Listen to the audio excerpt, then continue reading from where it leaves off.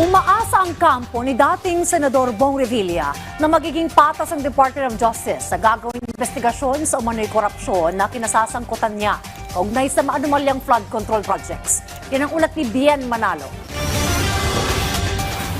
Personal na nagsumite ng kanyang counter-affidavit ngayong araw sa Department of Justice si dating Senador Bong Revilla. Ito'y kaugnay sa kasong graft na isinampa laban sa kanya na konektado sa umano'y maanumalyang flood control projects.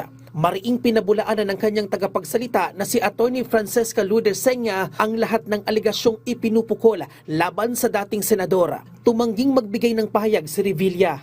Maliban sa kanyang counter-affidavit ay nagsumite si Mr. Revilla ng mga ebidensya na magpapatunay na lahat ng nilalaman ng mga aligasyon, akusasyon at reklamo laban sa kanya ay pawang kasinungalingan at kasinungalingan lamang. Idinadawit si Revilla sa isa sa 5 kaso sa maanumalyang flood control project sa Bulacan na nauna ng hinawakan ng Department of Justice. Ayon sa DOJ, malversation at plunder rap ang posibleng kaharapin ni Revilla sakaling mapatunayang sangkot nga siya sa naturang korupsyon.